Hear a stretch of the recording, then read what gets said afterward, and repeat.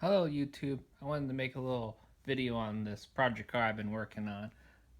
So this car I got it off Craigslist. The guy told me that the last guy he had out looking at the car, he told him to get on it.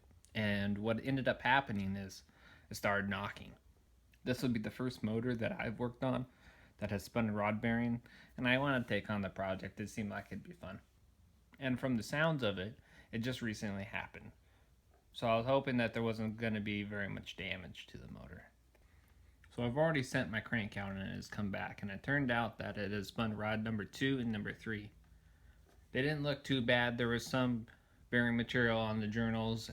This is rod from cylinder number 2, and if you look on the inside there, you can see that there's some wear from where the bearing was spinning. It didn't look like the damage was too bad, and since as recently as happened, I was hoping to get away with reusing my rods. Now, I've heard that when you spin rod bearings, it destroys your rod.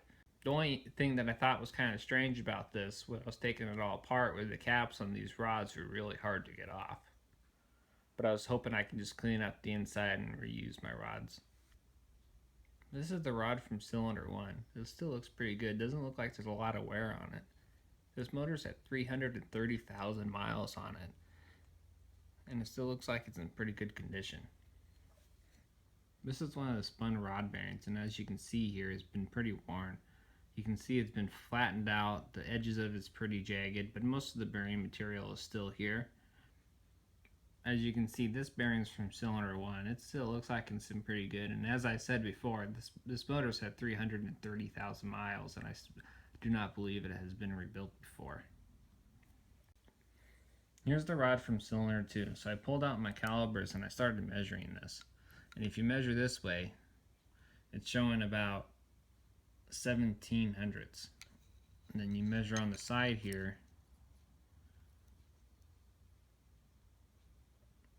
you're showing about just over 16. And then one more time from this side, you're showing just over 16 also. So what happened to this rod is as it was bouncing back and forth inside my motor, it was creating a knock. And what that has done to this rod is actually it's ovaled it out. So now this rod is no longer perfectly round, it's only off. Just slight enough, but that slight enough isn't enough to cause a problem. So I have to order new rods and everything now. So those are on order, and I'll get those here in the next week or so we can start getting this motor all put back together. Thanks for watching.